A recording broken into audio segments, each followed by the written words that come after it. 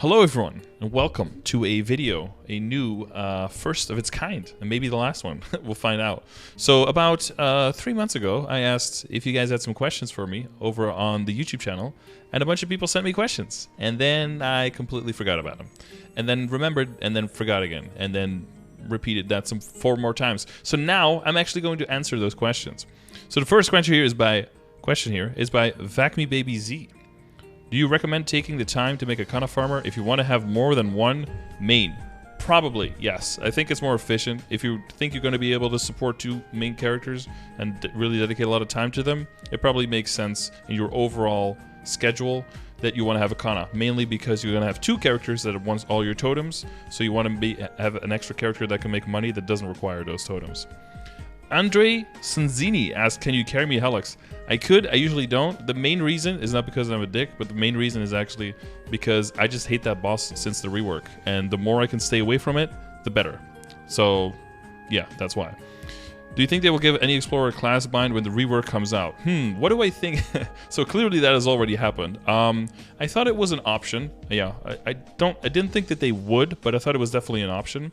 It seems now that they just made the Urda Nova better, which I think is probably the good middle ground. And by better, I mean actually better than a bunch of classes' inherent binds. So it's actually a really nice skill now. What are you supposed to be doing during a maintenance? I think having a life, like outside where other people are and away from your computer. It's weird stuff. Tenebris Boss is the 3-door for Black Mage. Is that true? Akechi, CPEP, HMAG is the 3-door for Lotus. They are the 3 bosses that are like the closest in difficulty that are just before them. So if you mean that by 3-door, I mean, I guess kind of. The thing for Tenebris bosses is that you need, you know, there's a lot of extra functionality. You need the clears for the other 3 to be able to even have the ability to enter the boss fight, right? For the Black Mage, because you need the Sparks of Determination and you need the Varicella drop. For CRA, you can kind of see it like that. Like, it's at least in the beginning, you needed the 3-piece CRA to get enough damage and to get enough ID to be able to kill Cval. So, in a way, there are some similarities for sure. I think, though, that you can get by with just normal Gloom and normal Darknell and then Varicella, and then do Black Mage like that, and then circle back once you're stronger or your party's OP, and then do Chaos Gloom, Chaos Darknell for more arcane backups. I don't think you necessarily have to do the harder version of those 2 bosses. Akechi, CPEP, HMAG, the 3-door for Lotus. I would say they're just the run-up bosses. And when we go back to bossing mules, and I think there's some other questions about that as well, I think the main question is, if you make a bossing mule, are you going to do everything up to Lotus, or are you going to include Lotus and Damien? And I think you can perfectly separate the 2. There's no real necessity to include all of those. So for those, I would say that's a little bit more of a stretch. It's just a few bosses that are in between the difficulty levels. Pogfish, dude. What keeps you motivated, interested, playing MapleStory besides it being your job? Do you ever get tired of the grind? The main motivation for me, Eric, thank you for the question, is that I didn't shout out the other people, sorry. Here are your names. Cool. You also have names on YouTube. Eric Nguyen. It's a good question, and I get it a lot though. The main answer is just that I find my excitement and I find my interest and motivation in the players in the chat. What kind of questions are the people when I'm streaming? What kind of questions are those people going to have? What kind of content do I feel that they want? What kind of content do they think they need? How can I match those, and how can I figure out what I think is a responsible way of getting the correct information to the right people that gets them the answer without it being too spoon-fed, in the sense that because I want to make sure that I'm not catering to the most lazy of people. And sometimes when you get my information, there's still like, you still have to adapt it to your personal situation. So I'm kind of aiming for the person who is okay with seeing the principal information and then adapting it to their personal situation. That's the people I'm trying to make content for. So that's always like the balance I'm trying to find. And then, you know, a day could be very boring or could be very predictable, I guess, in that sense. And a day could be completely unpredictable and have a bunch of different questions from people that I did never expect it. And every day is different in that regard, even if the dailies and the bosses and all of the stuff in the background in MapleStory is the same. So, what is the meta for doing dailies to get mules up high? Not 100% sure what you mean by that, Parker Holt. Could have asked a clarifying question somewhere in the last 3 months. But I guess what is important is that you get the right equips, right, in the beginning. So mainly the more equips you have, the lower everything has to be upgraded. So you can just throw Star Force, Occult Cubes, that kind of stuff on there. And then you can get a very decent amount of stats. So that's probably it, right? Do the right pre-quests, unlock like Arcarium, for example, for the pendants, Zakum, Horntail, you know, get all the equips, and then start from there. And then certain characters, that'll be enough. You can start killing everything you want. And then for other characters, they might be too weak and they might need more help, and then you have to throw more funding towards that character. Pink single, hell yeah. Also ready to mingle though. Aizen, when attempting to rush a character to a high level, 220, 235 in a week is a rough example, such as the new class Lara in Reboot, which was very strong. I leveled that one very quickly as well. Great mobber. Assuming you have a 6.5k Legion, do you think it's as simple as be very efficient with training by using a crap ton of mesos and nodes, or do you think there are more in-depth ways of going about this? Thank you for doing this. There's definitely a list of just boxes you have to tick, right? You know, to get the right link skills, get to 100% crit rate, get totems, get monster park potions, maybe get familiars early on, get nodes, right? There's that kind of stuff that you have to do. The main thing, if you're going for 220 to 235, is not as important yet, but if you want to go all the way to 50 or 275, the main thing you have to think about is how much money do I need to fund into this character to balance out the requirement of arcane power, because you're going to go to the next area very, very quickly, and you're not going to have had enough time to do the dailies to get the arcane power. So usually if there's compensation, event stores, stuff like that, you're going to want to make sure that you have the right currency available and that you pick things up at the last moment so that you can open it up on the new character when it's already out, that kind of stuff, so you can get a huge jump start in arcane power.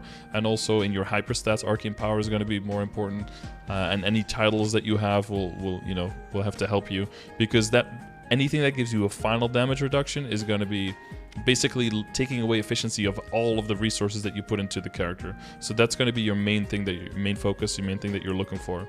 But other than that, yeah, it's probably what people do is like lining up carries with other people who are also trying to race, so you can like exchange carry your character so that you can rush through the content. That's probably what a lot of people do.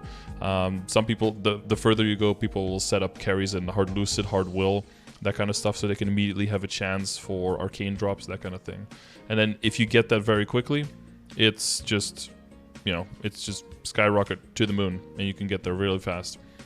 JP, tips for funding CRA bus meals, focus on gear and order, estimated stats needed to struggle. It's going to be a lot of boss accessories, and basically if you check the Project CRA videos that I have, that level of funding is probably going to be the baseline. But you probably want to get close to like 10k stat, do a little bit of symbol dailies to get those stats up, and boost nodes, probably around 150, something like that, boost nodes, and that'll get you quite a lot of wiggle room so that you don't have to do like super struggle runs. What's the way to get Meister Profession? I actually have a video on that. It's under !Meisters in my Twitch channel. It's a pretty old video, but it still goes through all the steps and it'll explain it perfectly, Lincoln. So you can find that there. Hopefully you found that in the last 3 months. Michael Brancaccio. I hope that's how you say it. If I'm going for solo progression and I want to solo CRA for the Fafnir, should I go for full Van Leon and Sweetwater Weapon and then fight CRA, then after which I will go for Absolab, I assume. That would be like the most beneficial, efficient for solo play that makes sense, I would say, yeah. If you want to go even harder, you can go for Cygnus gear. By this point, this was your question 3 months ago, you're probably already soloing Hard Lucid by now. But yes, that would be generally the way to do it. One of the resources I have, !Dailies, goes from basically level 1 to level 7, and like all the content in between, and ranks it on efficiency and I think on usability for your account. And that's basically that same order that you just mentioned is how things will show up there as well. Unique WC, yeah, and they'll definitely help you. You want that IED early on, and you're limited in resources, so your weapon, secondary, and emblem are definitely going to help with that. YC, if you put 2 Kanas at your Legion board, do they both get the boss damage buff, and does the one with the higher level counts towards the Legion? I think someone already answered here. You can only get a Legion member bonus once. Yes, you can get the same Legion member bonus for the same class one time only. If you put like 40 Kanas in your board, all of the covered grid will count because the grid is covered, but you will only get the member bonus for the character once. And it's not the Kana who gets it, it's just any character that you're logged in on when that Legion board is active will get that buff for however long you're logged into that character. Yeah, and they will also both count towards your Legion level, like the person said, as long as they're both within the top 40 levels, highest 40 leveled characters in your account. They're at least level 60 each, so that they can even count for the Legion board. Yeah, so both will count as long as they're in top 40. Yep. Lord Mark, at what point can you tell to level more or boss more or level Legion more if they all take about the same time and you only have time for one? So I have the exclamation mark progression grid that basically looks at how do you want to look through your metrics and what you want to focus or shift your focus on, where you want to spend your time so that your time will be more efficient in terms of gains for your entire account.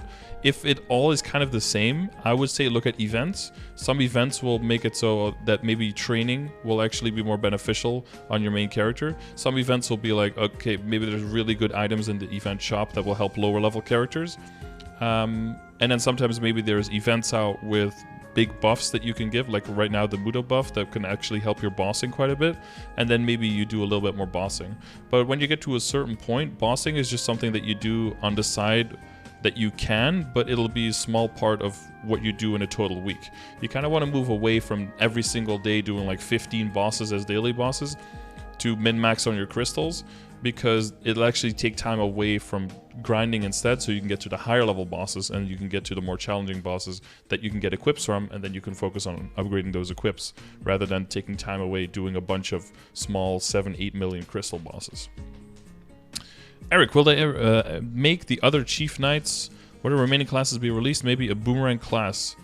Yeah, I'm pretty sure they just didn't like how Mihal did, and Mihal seems to be the only class for the chiefs that they did, and then they just kind of backtracked. When it comes to class ideas, an idea that I had was a Javelineer that basically will throw elemental javelins and cause like storms of javelins and stuff. So it would be something of a mix of like an archer and an elemental, because we have no elemental warriors anymore now, right? Because warrior is totally just holy.